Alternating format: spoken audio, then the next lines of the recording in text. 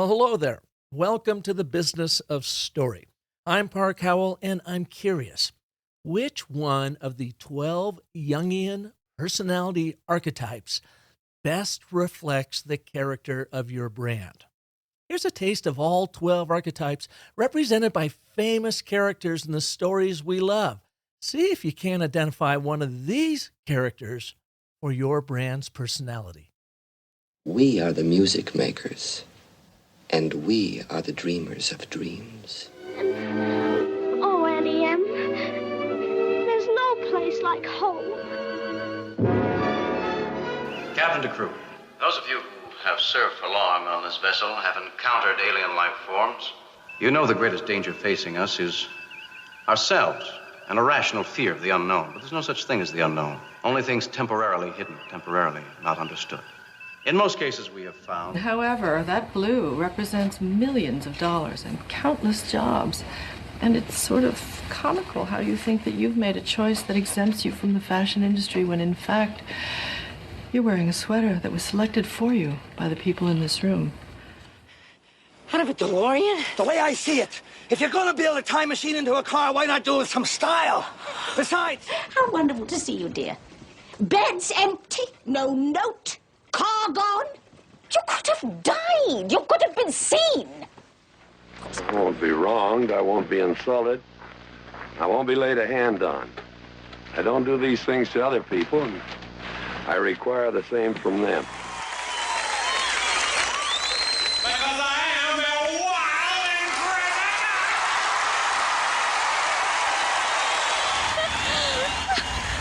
crazy. This is absurd. You don't know me and I don't know you, and we are not having this conversation at all.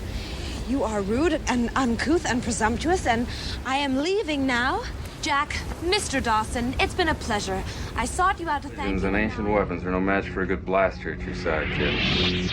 So do all who live to see such times, but that is not for them to decide.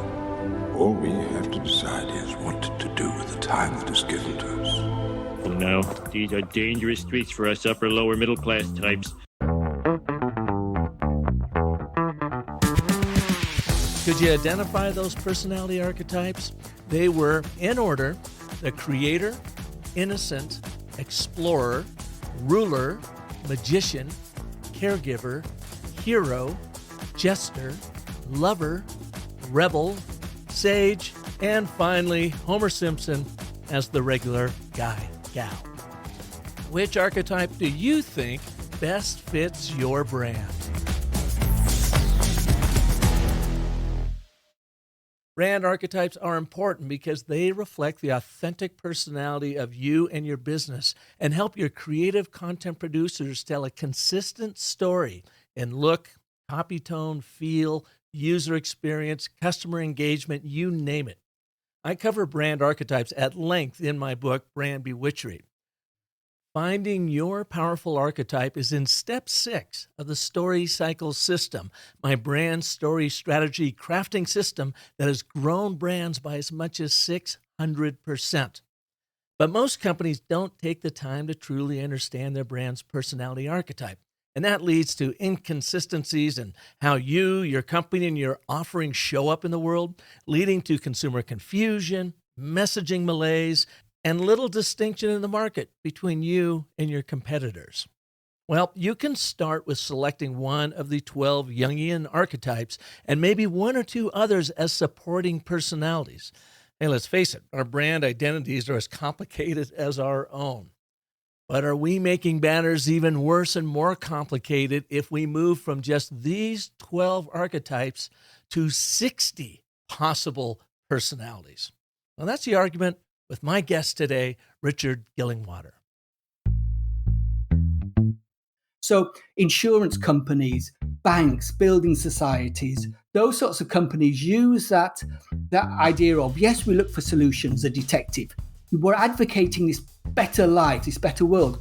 But actually, you as a guardian or an angel, don't you want to sort of make this future a positive one for your next generation? And that's where the angel archetype is often used.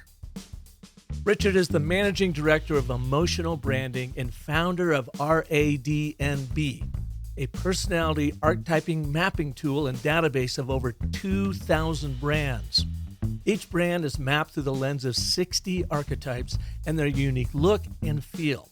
Developed with Imperial College of London, this is a tool for researchers, creatives, strategists, and brand managers alike to help you find your primary and supporting archetypes. Richard was trained as a graphic designer, and he's an experienced marketer and brand consultant working with some of the largest ad agencies in the UK. And he's even an ardent student of behavioral science, so he really has a foot in both the creative and strategic worlds of branding. His new RADNB is the first database of its kind that tunes into the look and feel of a brand's communication and its narrative to identify the 60 unique archetypes of which you can apply to your own brand.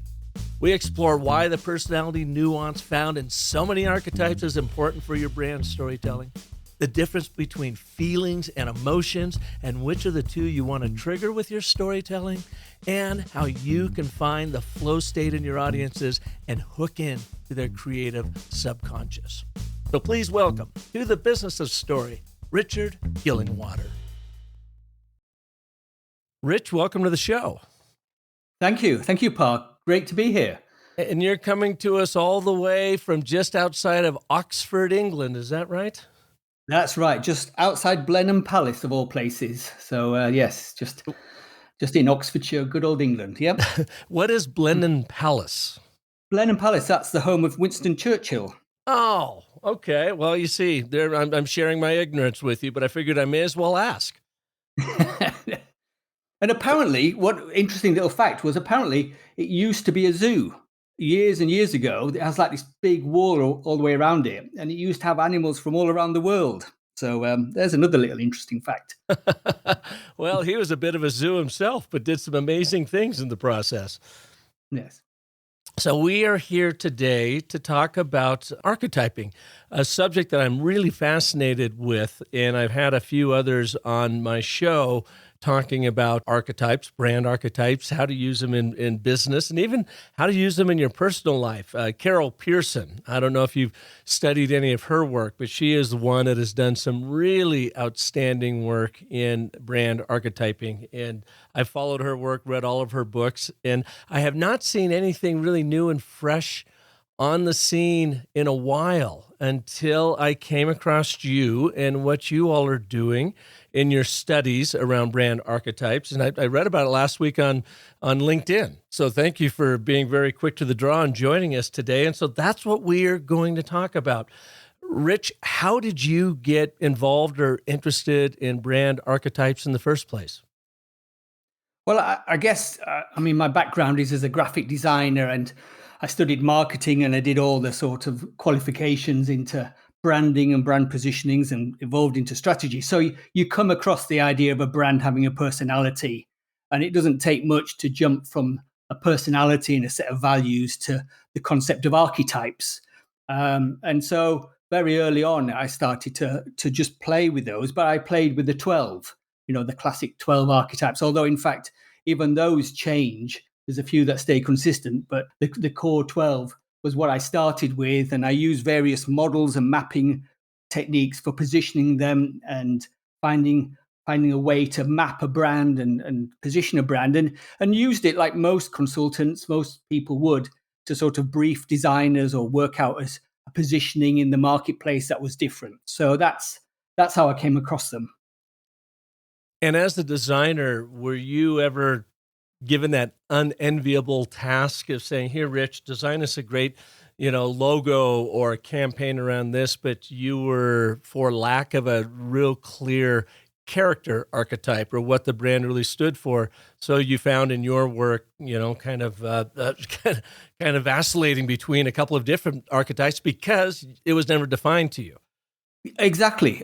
Because if you look out there, the definitions are there. You can look up a sage and you can go, it's a person of wisdom, and a guy with a white beard and a long robe comes to mind. But beyond that, what does that visually look like to be able to brief designers, in a modern way? It carries with it so many limiting concepts from a creative point of view. So I used to find myself just collecting mood boards, collecting brands. But for so long, I just believed in the myth almost that one brand, one personality, one tone of voice. Until one day I was in a presentation and somebody literally said to me, "Richard, can you be more than one personality?" And to my shame at that time, I said, "No, you can't. You can only be one personality. You have one set of values. Otherwise, how will the audience know who you are?" But actually, what I learned very quickly after that was that actually this idea of one personality can actually have multiple archetypes all blended in. And that then sent me on this journey. On this journey you were looking at, because I work with the 12 Youngian archetypes a lot in my brand work. And yes, while I agree they don't dig quite as deeply as one may have wished, I have found them to be a really remarkable starting point, because so many clients, so many business people just don't have the time or really care about the nuance to dig that deeply into it. So it's really up to folks like you and I and the designers and creators on staff to truly unearth what is that authentic archetype. And I do think that the 12 are a great way to start. I didn't actually realize, maybe like you, that there were many more than just the 12 until I read Margaret Hartwell's book. Have you seen hers, The Archetypes in Branding, a toolkit for creatives? I mean, is that not the most beautifully designed book around archetypes you've ever seen in your life? Isn't it just? And that was what made me start to think about the 60 archetypes. Mm-hmm. But even then, you go through the book and you can look up one and say, let's say the idealist, or one that I'd never even really heard of before, the shapeshifter. So what does a shapeshifter look like? What could I give a designer or show a client that had some credibility to say, these brands are shapeshifters, these use this visual language? And so that's when I started to sit back and say, right, let me ignore these archetypes. Let me just forget what's written about them. Let me actually look what brands are really using. So I literally just started gathering brands and trying to break them up into 60 groups, some way relevant to the archetypes, but not trying to be too specific. What I was looking for was clear distinction between the groups. And after a while, like a jigsaw piece where you put in all the blue ones together, the green ones, the ones with square corners, all that thing, you start to realize that, hang on, these blues, there's a lot of variation in these blues. Maybe I need to separate them and put them into other groups. So I just started to work really from what was out there, because who's to say out of the 12 that actually brands are using any of those? Or maybe they're using one of the 100 other archetypes. And actually, these brands have been out of date for these archetypes have been out of date for years. So I really didn't want to start from a traditional framework. I wanted to look at what brands were actually using, look at the visual language, and then say to myself, so does this reflect any of the archetypes? Does this feeling, and it was the emotion, this emotional need that this visual language or the visual identities created represented as an archetype. So for instance, we all know the hero. So it was like, Rich, let me stop you there for just a second, because as you're going through this, I'm thinking to myself, we may be getting a little bit ahead of our listener. You and I have studied this stuff so deeply. Let's step back for just a second.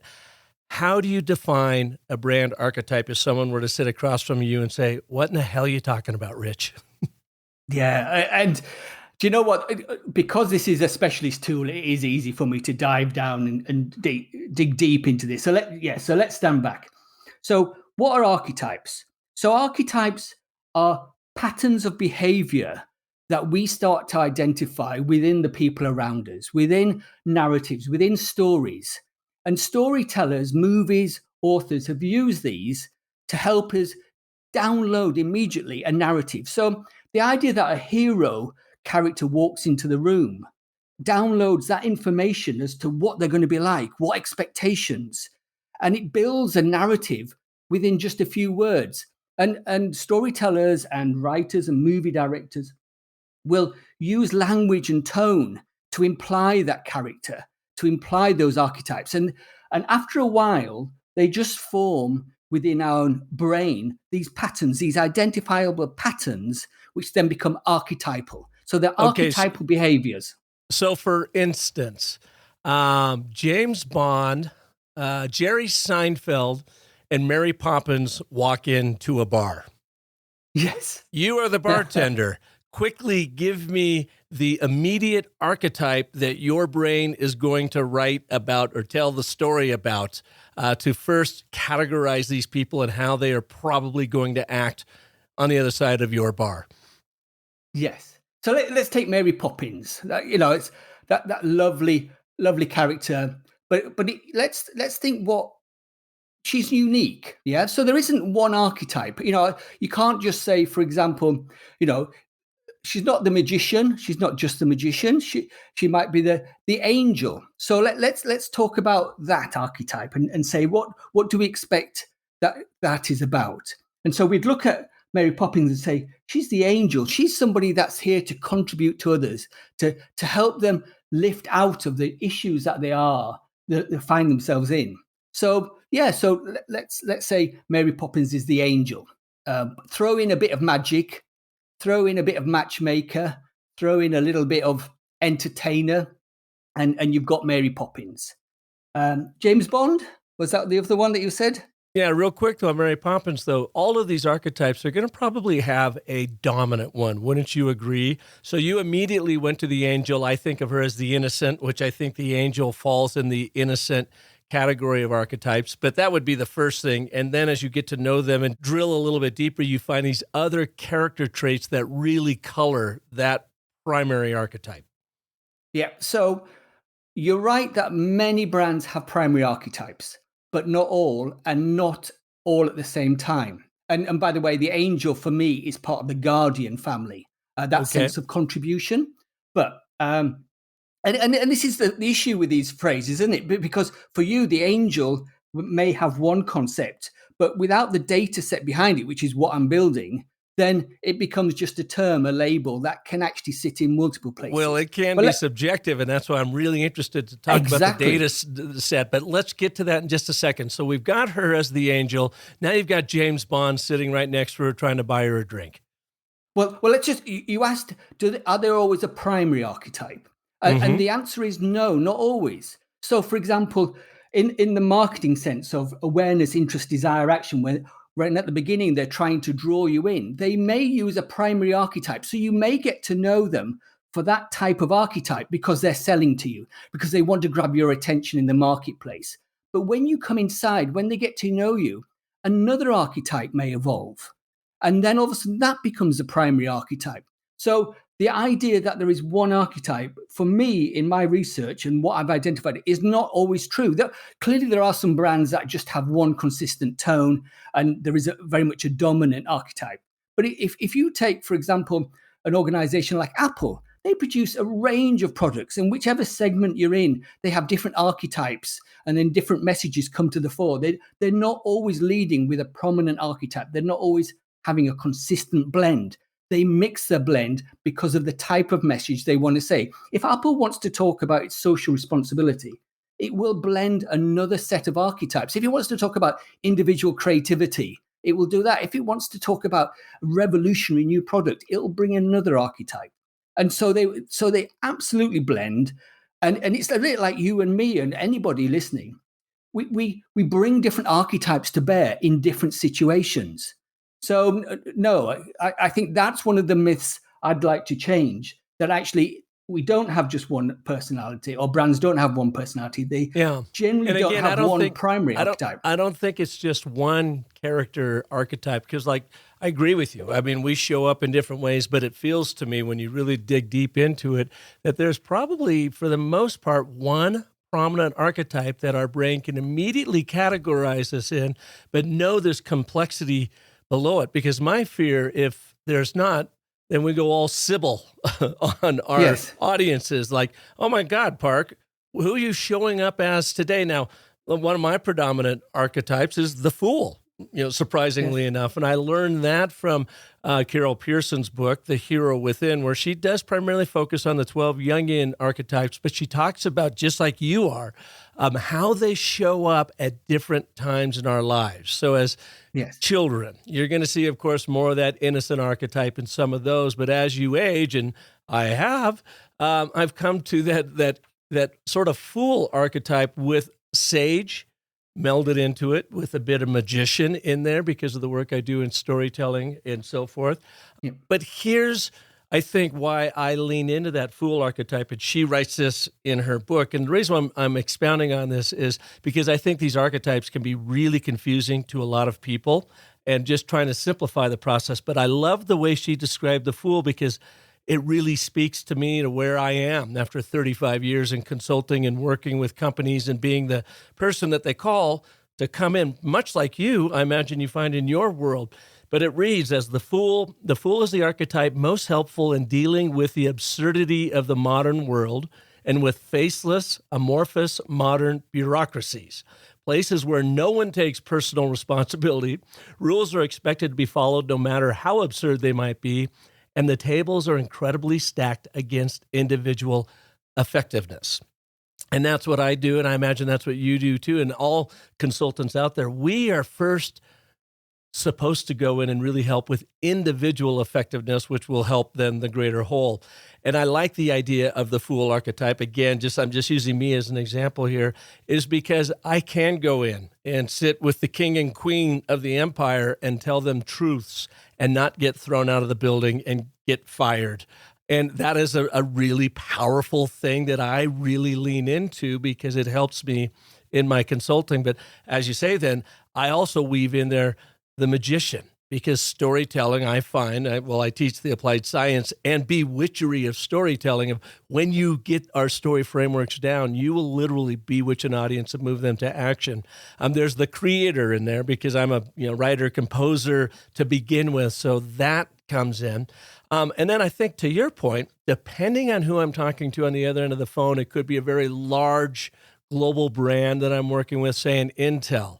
I would imagine I probably dial back the fool a little bit and show up more with that sage and that wisdom and the 35 plus years experience in teaching this. But then on the other hand, if I've got a creative arts type company showing up, I can probably have some more fun with them. So the jester may show up a little bit more, but I still think there's like a predominant archetype that I think I base all of those other archetypes off of, or I should say they inform my dominant one. Do you think I'm all wet on that? No, not at all. Because, from the data, if you look at all the brands that I've analyzed, and it's over 2,000 now, all of them do have, when you add it all up, a dominant archetype.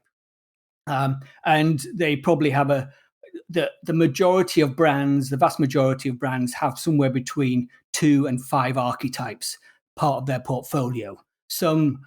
I only have one record, and don't ask me which one it was, but there's only one record that I have of where they cover all of the archetypes, and I wouldn't suggest anybody tries to do that. So, But yes, this idea that you are one dominant archetype is probably has huge weight to it. But what fascinates me is how brands can actually have very strong different archetypes playing at the same time to tell different levels of narratives at different points along the customer journey. And that's what we're finding, within larger organizations, larger corporate brands. One of the real stumbling blocks used to be when I'd stand in front of chief execs, and they'd just say, what you want me to define one set of values, one dominant personality? I've got products doing this, we're doing this, we're about this. And for them, it was so limiting to have that concept. Now you can actually say, no, we do have this flexibility. Communication managers do have the ability to say, right, in this area, in this field, we're this, in this area, we're that. And they can all work together.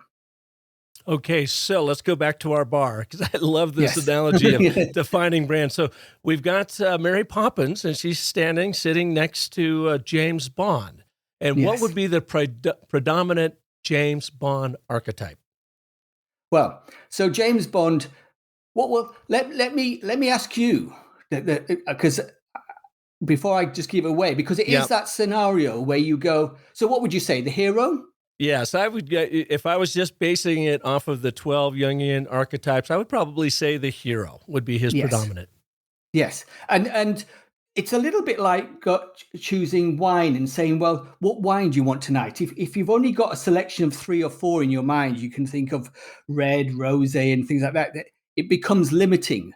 So when I think of now the archetypes, there is 60 in front of me, and I position them around this blend of these human needs. So for me, there is the sovereign, the ruler within James Bond.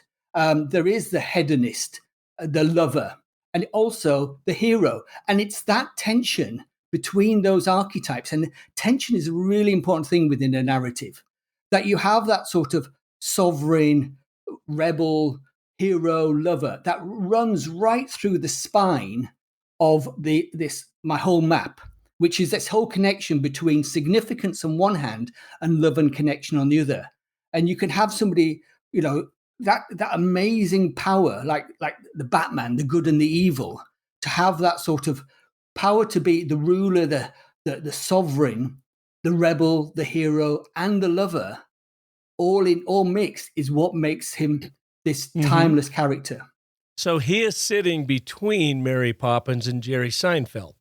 And he turns to Mary Poppins, and I would imagine he would activate one of his supporting archetypes, maybe that matchmaker or the hedonist in him, hitting on Mary Poppins. And then when he turns over to Jerry, and Jerry makes a wisecrack about here's Bond trying to pick up Poppins, number one, I would think Jerry would be the jester, seems to be the natural predominant archetype, but I'm sure he's supported with a bunch of others. However, Bond, the hero, would then look over to Jerry and probably have to bring up a bit of a different face, activating one of his other archetypes to now converse with and deal with Jerry Seinfeld. Exactly. And he may then love to just jump from that hedonist up a notch to that little bit of the provocateur and just see and just dig a little bit deeper. Yeah, and just play with that and just explore where his tension is, where he finds it awkward to go. So that would be interesting, wouldn't it? It would. So what do you say to a brand, someone listening to this right now, going, gosh, this is interesting. What archetype am I? What's the first thing you would have them do? Well, the first thing is you just have to think of what emotional need are you trying to meet in people? What is the feeling? What's the story you're trying to tell? So once you've worked out what your story is, for example, let's just say simply, my story is, I want to guide you to a better future. Then you wouldn't choose the hedonist or the translator or the scientist as your archetype, because that just doesn't add to it. It doesn't download any extra data to it. Why is that? Well, because it almost conflicts with the base of the narrative. If, for example, you would choose more the guide, or the shaman, where there was certainty about the direction they were going, or the seeker, where you'd think, if my story is I'm going to guide you, then use the guide archetype. Yeah. If the product that I was offering you was just sweet and healthy for you and was full of buoyant vitamins, then the innocent, the idealist, the matchmaker, the advocate would be great archetypes. So it's finding the archetype that makes your story more believable, more real, but not just a single archetype. And this is where the issue for me around the primary one is, or just thinking about it in primary sense, is because by bringing in another archetype, that's the other side of the spectrum, you bring in tension. You bring in, so you go, well, okay, I want to have this fruity, healthy cocktail or this fruit drink. So the idealist or the innocent. But then what am I going to add to it to give it that little bit of a bass note? Like in perfume, it has 3 notes. Maybe I'll add in a bit of the fool, or maybe I'll add in this sense of healing and how good it is for you. So not only is it bright and fruity, but it's got this undertone of health and romance and love. And so it's bringing in these blends like a perfume that actually makes your narrative, your brand interesting. And it's almost like one dimension. I talk about things in one dimensional, two dimensional, three dimensional. And if you predominantly have one archetype, you're pretty much a one dimensional narrative. You're just telling the story in one tone. Whereas if you've got two archetypes or that tension between a few, you start to get more depth to the story. And that's what I find fascinating. So it is fascinating, and it's it's complicated. How have you made it simple? Well, now let's first jump into maybe that'll answer my question. Is tell us about the research you did, and you were working with the Imperial College of London. How did this all come about, and how did you avoid the trap of subjectiveness of you or they or whoever's doing the research just assuming an archetype where you could actually now back it up with your data? Yes.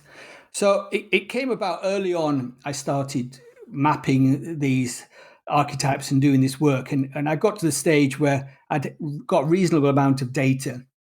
And I approached just a few universities. And one of the ones that came back was Imperial College London, the head of the business school. We started talking and we started to look at what this was, the implications for this. So research is being undertaken. And to answer this question about subjectivity, because it is there, and I can feel it. I could look at the same image, and because I'm feeling in a good mood one day, I will pick up more on certain archetypes, certain tones, than I would if I was feeling a bit flat and down, and I might pick up on other ones. And so there is huge subjectivity to this. You can look at a white wall and see different things in it if your imagination is strong enough, or the clouds. So there is huge subjectivity, but that doesn't mean to say that by actually modeling something, we aren't improving where we're going. So what we've actually done is, by building the database, you can take a big part of that subjectivity out, because you simply look at all the archetypes that, in theory, all the images that carry the same archetypal value, and say, do they feel the same? And you're not influenced by the brand name or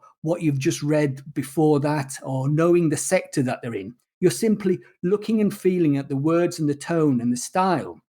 And you're saying, do all these images, all these elements feel the same? And what we were finding when we did this research is the data set pops out. All of a sudden you see the red jigsaw piece amongst all the blue ones. And you think, what's that doing there? That's in the wrong place. And you would be remapping. So we went through about 5 processes of calibration. And each calibration took about 3 months to go back through the data set and clean it up. And each time you cleaned it up, it clarified more what these individual, or these 60 archetypes look like. And that was the process. That's why it's taken 2 years. And it's always an ongoing one of further detail, because some of the brands that we're actually mapping are not particularly great. They haven't done haven't been to the top designers.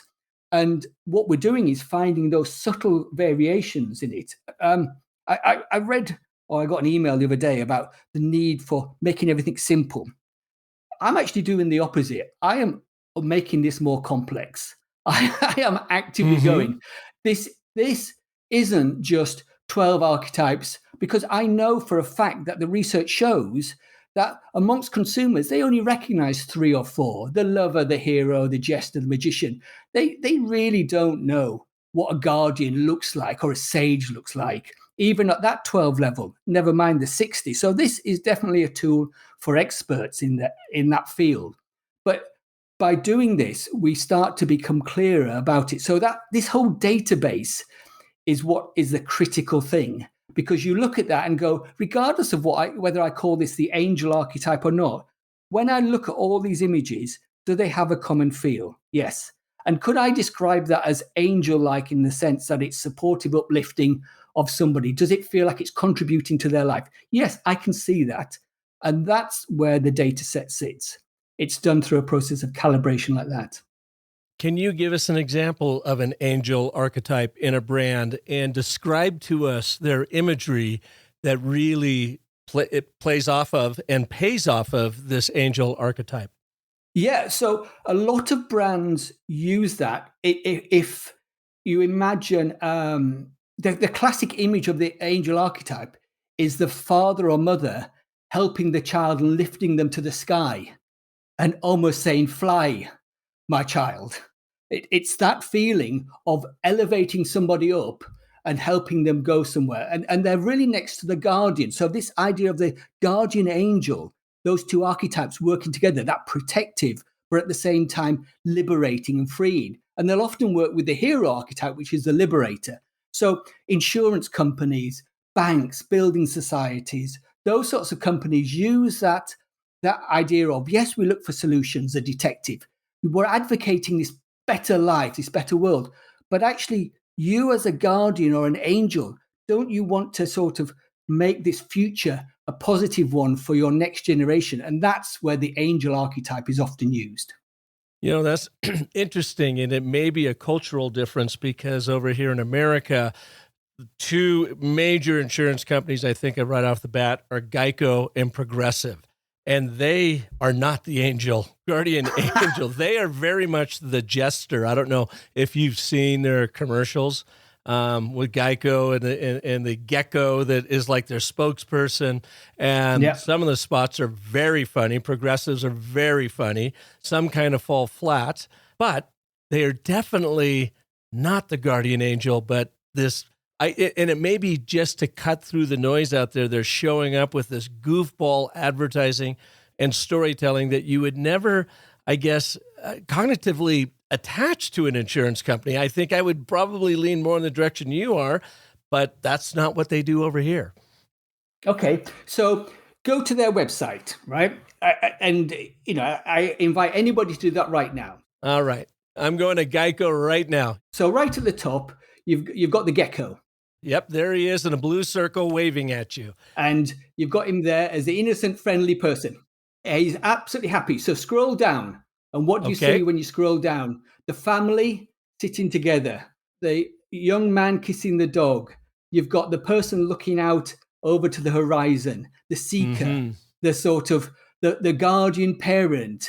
You very quickly drop out of that advertising archetype, which is attract me, make me stand out, because those other archetypes don't stand out. There is no point in me creating a campaign that looks like the companion or the caregiver or the guardian, because they just don't stand out. Some archetypes are really well. They require a certain depth. Boring.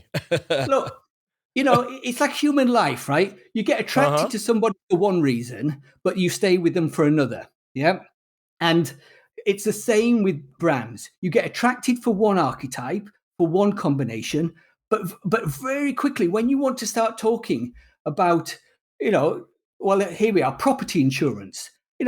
They show the happy family, the caring, that positive uplifting, and it makes you feel good. And it's that blend that is prevalent across all the archetypes. And that's why the research shows this, and how it's wrong to think of brands as just, gecko as the fool. Or Rich, that is it's a beautiful example. Now that I pulled the Geico site up, I see exactly what you're talking about. And let's now talk Progressive Insurance, because they do the same thing Geico does. They play the jester out there and they try to have fun to pull you in. But when you go to their site, it's boring. There are no photos. Headline up top, find the best savings easily and fast. Compare car insurance rates side by side with our competitors, so it's easy to find the lowest option. Earn discounts. I mean, there is no imagery other than a little cheap-looking animation, which I think is kind of interesting. And that, you see, this is what happens, is that within our world and the brand marketeers of this world sort of go, all right, Harley Davidson, the rebel. And it becomes really easy for everybody to go, oh, yeah, Harley Davidson is the rebel. And it passes on as a lovely narrative and story that everybody shares. But then you go to the website, as I did over Christmas, and it looked just like a happy family couple. And actually, there's a brand, a clothes brand called Barber, who have very similar profile. And they actually are more the rebel than in some way than Harley Davidson is. In fact, when I did the analysis, they are more the Parry Arc, which is a form of patriarch, in the sense that that's what they are more than the active rebel currently. And I pulled up Harley Davidson right here with you saying that. And it's almost like they are just writing, pardon the pun, on their legend, because you're right. when I look at this imagery, there's 3 Harley Davidsons driving. There's a woman on the left. There's a guy in the middle, and the guy on the right's cropped out. But it's very product focused, not people focused. Then when you scroll down, it's bike, it's the Street Glide ST and the Road Glide ST, and then it's 3 more bikes. It's really product focused and not personality, not human focused. Exactly. Interesting. But they are personalities. So what you're seeing there is the patriarch. So those 3 people riding the bike is technically a Parry Arc, because they're sort of non-gender bias version of the patriarch, but yes, or the matriarch. Yeah. But that's what they are. That's that sort of status. They are significant within their community. So other bikers seeing them nod, acknowledge. It's like, yes. They do something else here too to kind of express their bravado of their legend. Is they have the logo up in the upper left-hand side of the website, as everybody does, but it's just an outline of the logo. They don't even have their name in there. I mean, when you look at this, there's nothing that says Harley Davidson until you scroll down. Yep. Gosh, and under the first bike. Exactly. And watch the video. They've got a lovely video, but the romantics in there, the seeker, there's this real companion, romance, love and connection, seeking journey, adventure. The rebel is not there. And it's this reality that we started to map. We didn't just go for the cliche. We were actually looking across the whole website at the communication and mapping the whole brand. And then what you can do is say, well, show me brands that are similar then. And that's what we did. So if you look at, they are a global brand, but predominantly a UK brand, Barber Clothing. They have a very similar profile, but for them, the patriarch or the Parry Arc is not riding a bike. He's in an estate, but he still has that loving family, that community around him. It's exactly the same feeling. Yep, I'm there now. Barber, Barbour. Correct, yep. Yeah, okay. So why did you take on this arduous 2-year study of over 2,000 brands, Rich? Don't they just say, if you knew what it was going to be like when you started, you wouldn't do it? I think after a year, I'd invested a good chunk of time, but several times my model fell to pieces. I was looking at the data, I was looking at the groups, and just thinking they're not making sense. There's no common patterns, and I had to redefine and remodel several times until it actually started to take shape. And why? Why would you do this? I think there is just something in human nature of wanting to climb a mountain, and if you get halfway, you think you've got the same to go, so let's keep going. And then when you get further up, you think, actually, it was further than I even thought, but now I'm 2/3 of the way.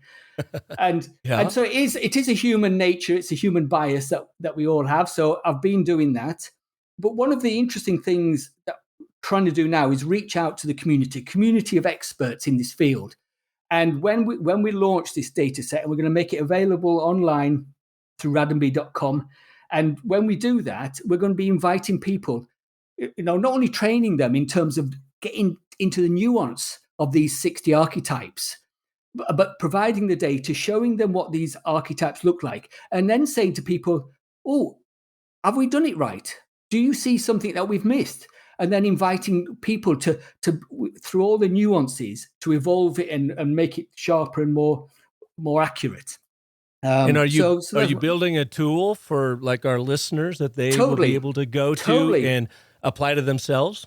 Totally. It's going to be available for researchers, designers, strategists, marketers. There is an expertise to it. It is like going for wine tasting. You do need somebody at the beginning to tell you what fruits to be looking for when you're tasting the wines and things like that.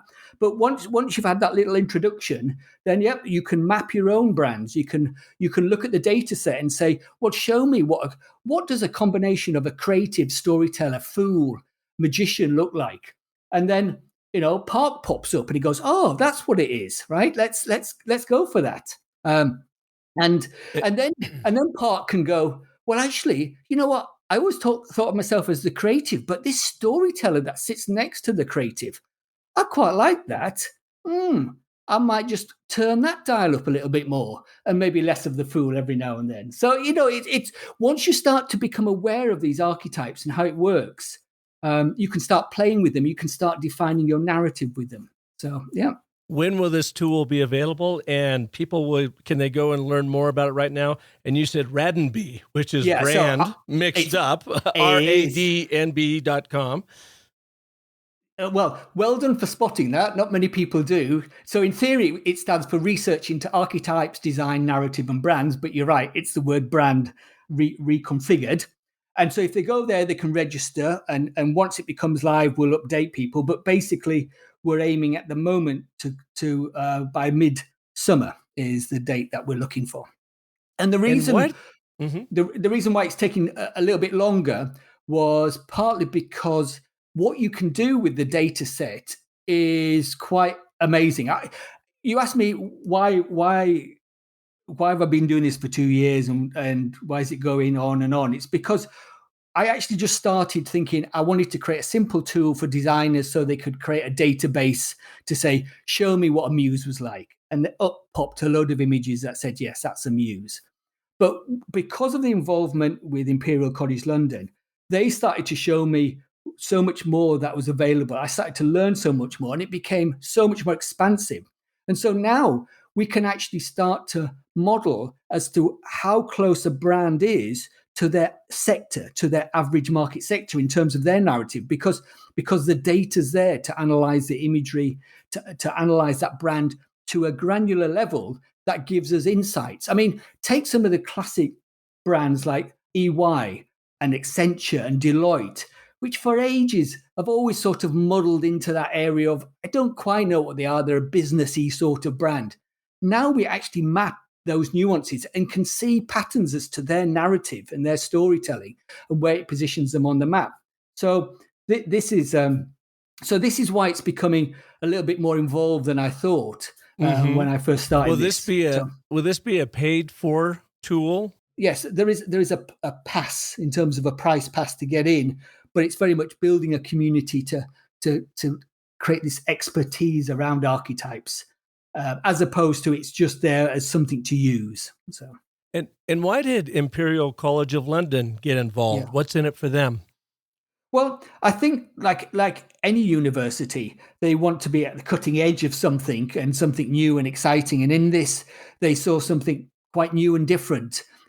This is a marketplace which for a good 20 years has stuck to the traditional 12 archetypes model, predominantly believe that there's a primary or that you have a core archetype, that a brand is built around one tone of voice. And all of this now is recognizing that there's a reality and a truth out there, which is a gap between what has often been said.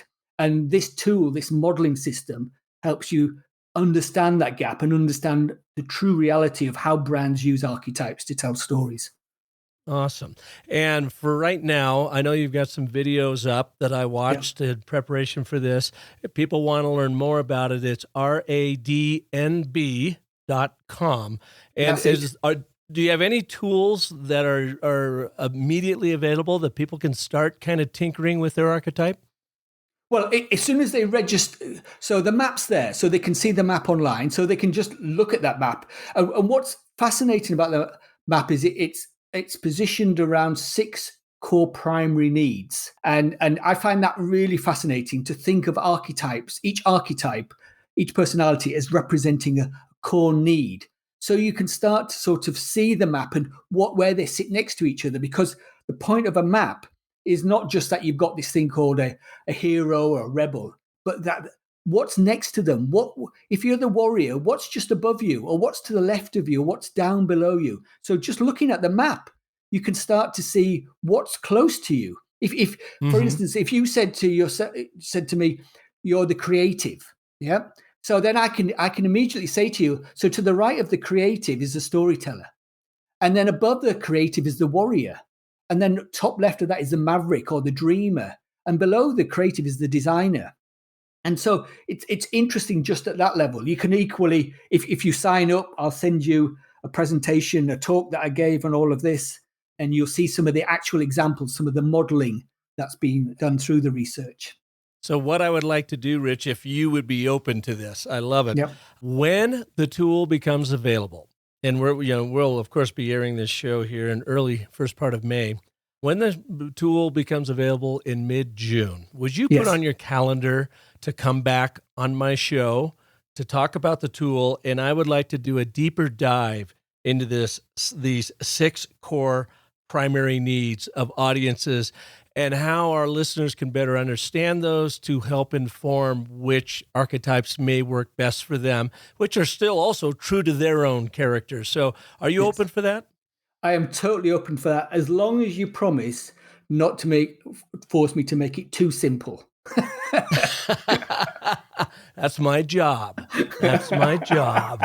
We'll turn the complex into simple. Now, what you're doing, hopefully, is that people can go through what appears to be a complex process and may well be, but you have simplified it, I would imagine, and the answering of questions and how people think about it, because you're doing all the complex work these past 2 years, looking at 2,000 plus brands. So I'm going to push back on you and say, I think, Rich, you already are simplifying what can be a really complex thing.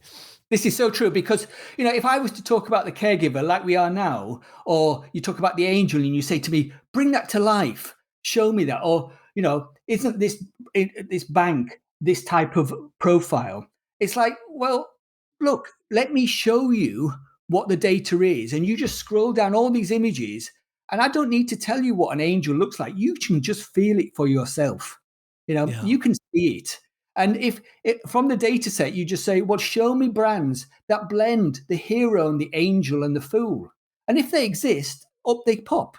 And it's like, that's how they do it. And they might start with the hero as a lead image, but then they might somewhere down the page bring in a little bit of a foolish element, or it might be on social and things like that. So that's what works.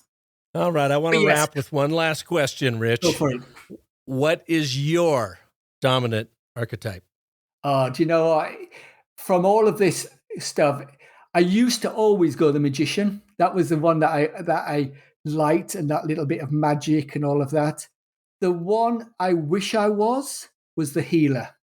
And why wish? What makes you think you're not a healer? Oh, well, because there is this sort of reformer, rebel aspect to me. I don't quite like systems that other people have defined, so I'm quite interested in doing my own thing, and it pulls me away from this sense of deep healing. So no, I wish I love the healer. I love the healer qualities of that, and anything I can do to bring that out in me. And it's right next to the romantic. So I love that healer, romantic, caregiving feel that I wish was more in me. Well, one might argue what you're doing with this program here is expressing the healer in you. You're helping people truly understand and appreciate their authentic personality archetypes and how best to communicate those in the world so that they can make real, authentic, there's that word again, connection with their audiences, be it their colleagues, be it their customers, be it the communities they serve. And if they can truly connect on that very honest, primal level, then it seems to me, as long as their heart is in the right place, that they are building community around a bigger, better thing than just what they're selling. And if that's the case, if that hypothesis proves out, then I think the work you're doing right now very much reveals the healer in you. Well, bless you. That would be a lovely quality to add to my mix. Yes. Well, Rich, thank you for being here. Where can people learn more about you? Well, my company is Emotional Branding, and my LinkedIn profile, I'm sure, will create a little connection from that. So go to the LinkedIn page, Richard Gillingwater, on that. But really, the obvious place is the RADNB, and I'm just working tirelessly to get it live so that I can start sharing that healing love. RADNB, RADNB.com. Check it out. Well, thanks so much for taking the time. Please put me down on your schedule so that when you're launching this tool, I'm going to have you back on the show. We're going to talk more about this, and we're going to dive into those 6 core primary needs of your audiences. Perfect. Lovely. That is a date. All right, thank you all. I hope you all make a date with us for that and for next week when we will have another amazing story artist right here for you, like Richard Gillingwater. And if I can be of service to you, come on over to the Business of Story. If you liked what you heard here, and if archetyping is new to you, then go and check out his website, but also check out the work of Carol Pearson. I have learned so much from her. She has been at the forefront of this for a couple decades, not only business and brand archetyping, but personal archetyping. Check out her work. And I would also direct you to Margaret Hartwell's book. It is just fascinating. And let's see, the title again is Archetypes and Branding, a Toolkit for Creatives. I think what Rich is building, alongside some of these other resources, they can really help you better understand the importance and prominence of getting your archetypes just right. And oh, by the way, how much fun it is when you do, because it will inform all of your communication. Rich talks a lot about the visual communication. That's, I think, the easiest way for us to really appreciate an archetype. But they also inform the tone, your voice, content, your user experiences, what happens when people come to your website. The fact that you really dialing in your archetype is more important than almost anything else you do, with your brand storytelling. So I'm just really, really excited about Rich's new tool. I have not seen anything like this come along in the business of story life in probably the past decade. So I think they're really onto something here. Check it out. And with that, I'm going to let you go with the reminder that the most potent story you will ever tell is the story you tell yourself. So make sure it's a great one. Thanks so much for listening. I'll see you next Monday.